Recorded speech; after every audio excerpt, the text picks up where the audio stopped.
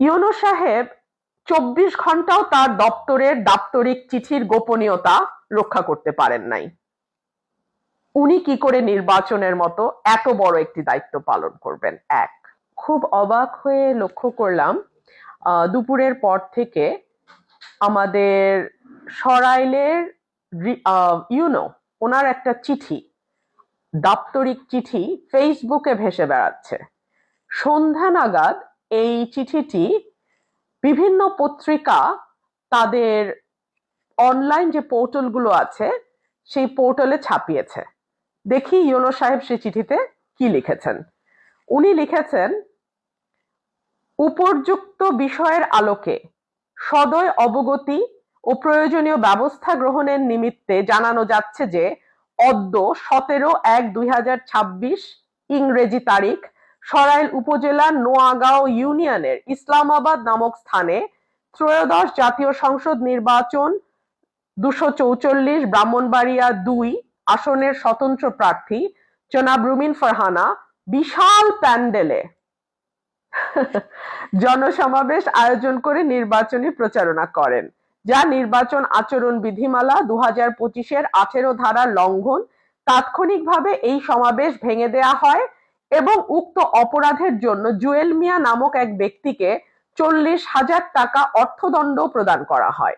Mobile court পরিচালনা করেন জনাব শাহরিয়ার হাসান খান, সহকারী কমিশনার ও বিজ্ঞ এক্সিকিউটিভ ম্যাজিস্ট্রেট, জেলা প্রশাসকের কার্যালয়, Brahmanbaria.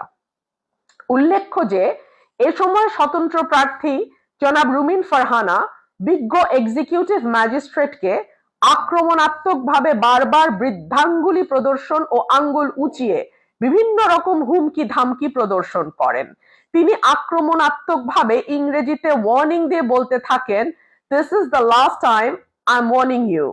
I will not listen to this. আপনি পারলে থামায় দেন, আজকে ভদ্রতা দেখাচ্ছি, নেক্সট টাইম কিন্তু এই ভদ্রতা করব না। আপনাদেরকে এইরকম দেখায় আক্রমণাত্মকভাবে বৃদ্ধাঙ্গুলি দেখান, খোঁজ নেন। প্রশাসনে বসে আছেন, খোঁজ নেন। তার সাথে থাকা জনৈক ব্যক্তি বৃদ্ধাঙ্গুলি দেখিয়ে বলেন, বুইড়া আঙ্গুল দেখায়, আপনারা কিচ্ছু করতে পারেন না।" এক পর্যায়ে তিনি ও তার সাথে থাকা ওই ব্যক্তি উপস্থিত জনতাকে দেখিয়ে হুমকি প্রদান করতে থাকেন এবং জনগণকে খেপিয়ে তুলে মব সৃষ্টি করেন এবং বলতে থাকেন, "আজকে আমি আঙুল তুলে বলে গেলাম, আমার এই মানুষ এইখান থেকে বাইর হতে পারবেন না।" তার এই চিঠি সোশ্যাল মিডিয়াতে একদিনের মধ্যে ভাইরাল হয়ে গেছে। শুধু সোশ্যাল মিডিয়া না, গণমাধ্যমগুলো, আঞ্চলিক যে গণমাধ্যমগুলো আছে আমার ব্রাহ্মণবাড়িয়ায়, বিশেষ করে সরাইল আশুগঞ্জ বেসড যে গণমাধ্যম, তারাও এই চিঠিটিকে নিয়ে নিউজ করছেন। ইউনূস সাহেব ২৪ ঘন্টাও তার দপ্তরের দাপ্তরিক চিঠির গোপনীয়তা রক্ষা করতে পারেন নাই। উনি কি করে নির্বাচনের মতো এত বড় একটি দায়িত্ব পালন করবেন? এক। দুই হচ্ছে, আমি গত ১৩ জানুয়ারি ২০২৬ অর্থাৎ আজকে থেকে ৬ দিন আগে আমি আচরণবিধি লঙ্ঘনের বেশ কিছু অভিযোগ ইউনো অফিসে দিয়েছিলাম। জেলা রিটার্নিং কর্মকর্তা ডিসি অফিসে দিয়েছিলাম। এখনো কিন্তু আমি তার কোনো আপডেট পাইনি। সেই ব্যাপারে কোনো ব্যবস্থা নেওয়া হয়েছে বা সেই ব্যাপারে কোনো পদক্ষেপ নিয়েছে সরকারি কর্মকর্তারা, আমার কিন্তু জানা নাই।